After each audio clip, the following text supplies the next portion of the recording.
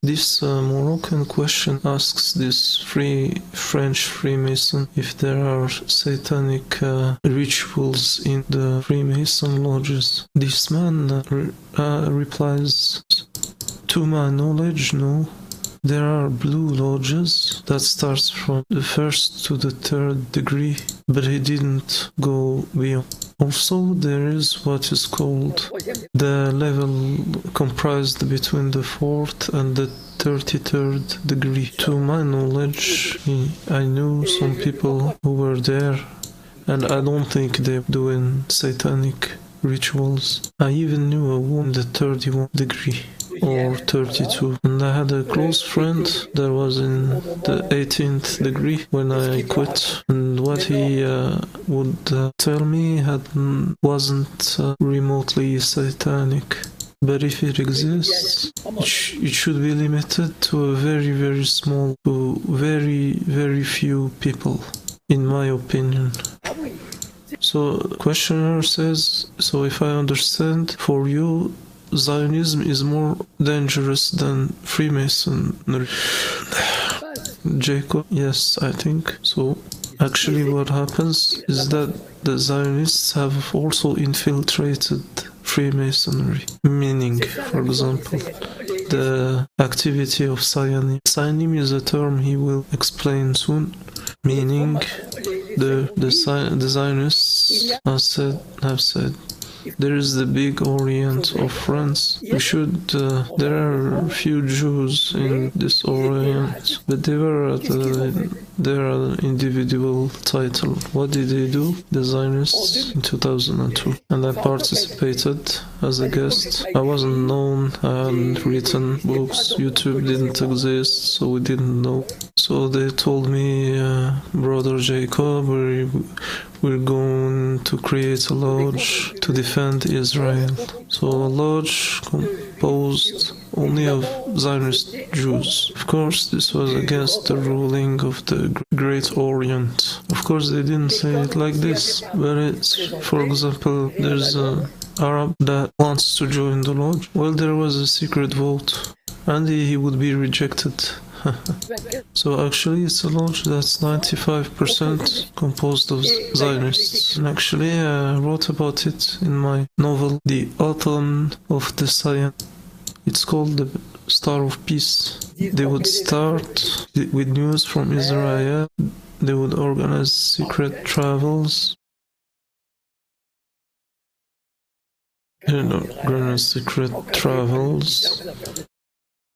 Supervised by the Minister of Foreign Affairs.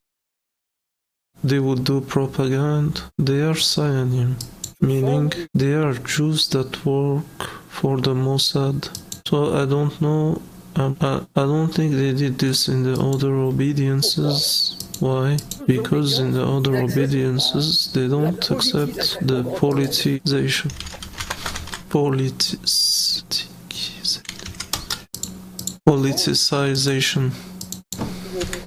For example, in the big Orient of France, it's an obedience that accepts to debate about abortion, of war. The other obediences, like the Great Lodge of France, you can't discuss about these things there. It's forbidden. There can only be conferences only from a symbolic or philosophical perspective. And so Zionist Lodge cannot be accepted. Sufyan here says, I know the term Zionism well, but maybe the listeners don't. Can you define it? Jacob says, yes, the Zionism is in Hebrew. It is the singular. Its singular is Zion. The plural is Zionim, meaning the one that helps.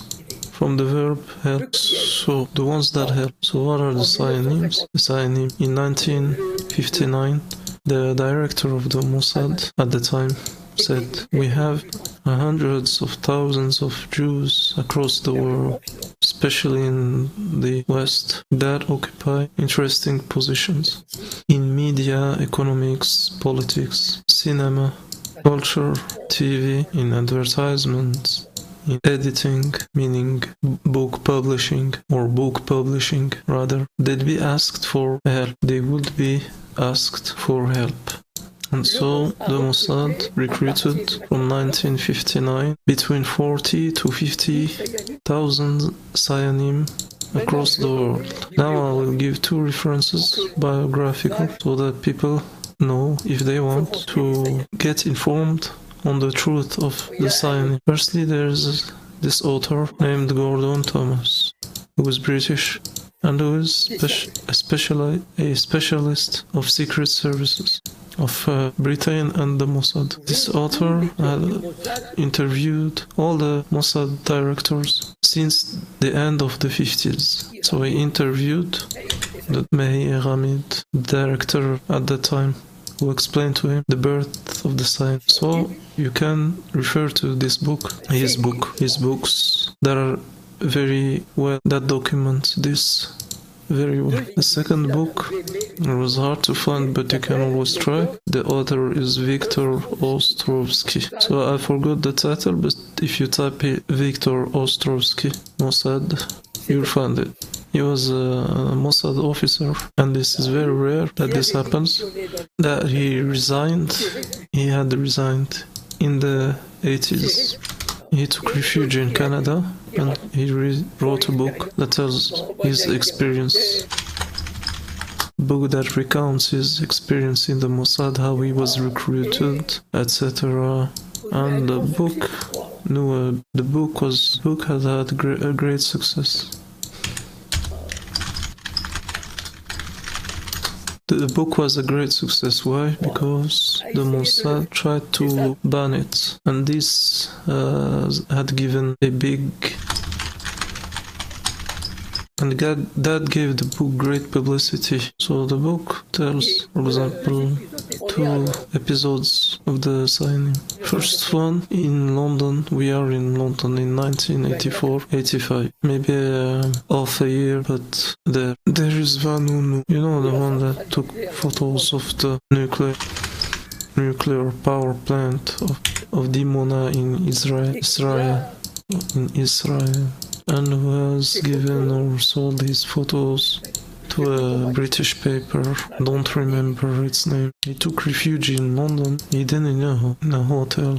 The Mossad knew that he was hidden in a hotel in London, but how to find him? The Mossad had, according to Viktor Ostrovsky, 3,000 Zionists in London, just in the city of London. The Mossad had 3,000 Zionists. So the Mossad divided the city of London and gave each Zion the hotels on 2 or 3 streets, and each Zion would call the list of hotels and would say, here I am from the family of so he's like this, something bad happened.